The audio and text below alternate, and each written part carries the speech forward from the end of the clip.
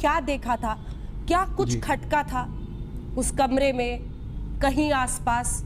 अगर एक बार नरेट कर सके आप हमारे दर्शकों के लिए कि आपने क्या देखा था। जी नहीं अंजना जी, मेरे को बहुत अच्छा लग रहा है कि इस 1 महीने बाद भी आप इमोशंस को समझ रहे हो एज अ जर्नलिस्ट। और मैं आपसे ये कहना चाहता हूँ कि जब हम घर पे गए तो बट ऑब्वियस ऊपर के घर पे वो सारे हादसे हुए थे, तो वहाँ वो रूम में तो किसी को अलाउड ही नहीं था। तो रूम के बाहर से, क्योंकि बगल में एक रूम था और हमें कुछ पेपर लेना था बगल के रूम से, मुझे और मीतू दीदी के पास, तो वो रूम में जाते वक्त वो रूम को क्रॉस किया था हमने, और वो रूम में जब देखा था तो कुछ नहीं, पुलिस बैठ के सारी कार्रवाई पूरी कर रही थी। That's all, it was very simple. और उसके बाद हमें उसके बाद हमें वापस कूपर हॉस्पिटल बुलाया गया कुछ पेपर्स के साथ, और फिर हमें टाइम वाइम धीरे धीरे बताया गया कि हम इतने बजे पोस्टमार्टम करेंगे और ये होगा, वो सारी चीज़ें। फिर रात को जब पोस्टमार्टम हुआ तब हमको बताया गया। तो इट वाज मुंबई पुलिस ने हमें सारी बातें बता के ही कर रही थी, और हॉस्पिटल भी हमें एक एक बात की जानकारी देते हुए ही कर रही थी सारा काम। लेकिन उस समय हमको फैमिली भी आ रही थी पटना से और दिल्ली से और चंडीगढ़ से, तो वो भी सब ध्यान देना था, कुछ समझ में नहीं आ रहा था। हम सब ब्लैंक थे, बिल्कुल ही ब्लैंक थे। जैसे हमको बोला जा रहा था हम सब उसी चीज को फॉलो कर रहे थे। इसके लिए अगर आप देखेंगी तो जब अंतिम संस्कार भी हुआ तो हमको जैसे पुलिस ने बोला कि इतने बजे हम आपको सौंप देंगे, तो हम एम्बुलेंस में बैठे और उसके बाद हम शमशान भूमि चले गए और फैमिली सीधा वहां पे आई, और फिर हम जो भी क्रियाक्रम था हमने किया और हम सब वापस अपने अपने घर आ गए। क्या रिएक्शन था? मीतू जी आप बता रही हैं उनकी जो एक बहन है वो आप लोगों के साथ थी, आपके साथ थी, आप दोनों मिलकर सारी जो वहां की फॉर्मेलिटीज थी वो सब पुलिस के साथ कर रहे थे, लेकिन हम सबका भी यही रिस्पॉन्स था कि क्या कोई सुसाइड नोट कुछ भी ऐसा छोड़ा है?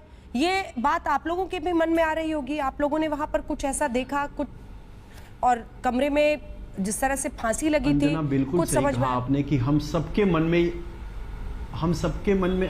मन में यही है। और मेरे मन का हम छोड़ के अगर बात करें कि पूरी हिंदुस्तान, पूरा वर्ल्ड यही जानना चाहता है कि क्या हुआ था, ऐसा क्या सिचुएशन आ गया कि ये ऐसी घटना घट गई हम सबके जिंदगी में।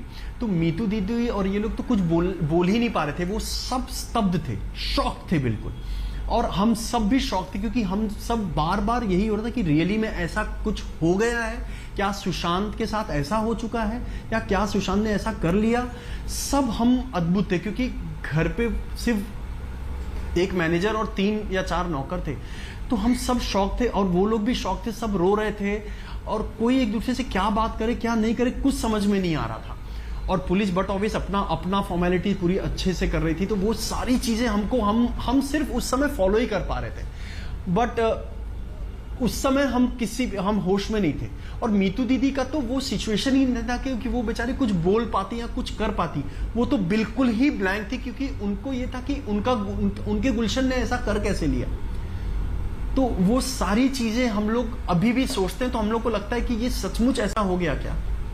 हम सब अभी भी शॉक थे अंजना जी, हम सब इसका सवाल, और पूरी हिंदुस्तान इसका सवाल कर रही है। और मैं ये रिक्वेस्ट करना चाहता हूं गवर्नमेंट से कि प्लीज अब ये सीबीआई इंक्वायरी पे चली जाए।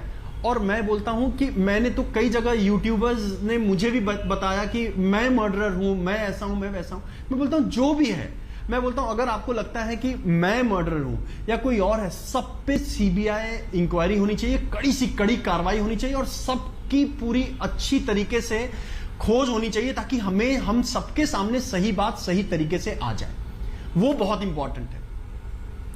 और जिस तरीके से अभी सारी चीजें हो रही है, परिवार। हाँ जी बोलिए। लास्ट टाइम आपकी उनसे कब बात हुई थी? वो टच में नहीं थे। परिवार का आरोप है कि रिया की वजह से वो पूरी दुनिया से, दोस्तों से, परिवार से कट गए थे। क्या रिया को आप जानते थे? नहीं, रिया को मैं बिल्कुल कभी मिला नहीं, ना कभी जानना चाहूंगा, ना कभी जानता हूं।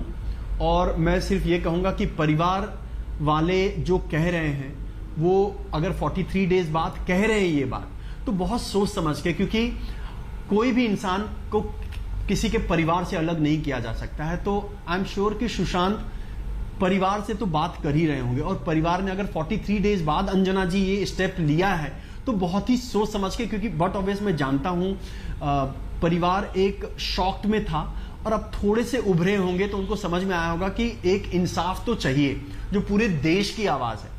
इतना बड़ा स्टार, इतना बड़ा एक्टर, इतना अच्छा इंसान, इतना मन मौजी इंसान, वो इंसान ऐसे कैसे जा सकता है? एक पिता अपने पुत्र को, एक बहन अपने भाई को कैसे खो सकती है इस तरीके से? ये सवाल सब लोग पूछ रहे हैं और अब इस सवाल का जवाब अब चाहिए। इसके लिए ये स्टेप ली गई है संदीप, और आप ये प्लीज बने स्टेप पे रहिए अब हमारे बस साथ। जस्टिस मिले और सही बात सामने आ जाए।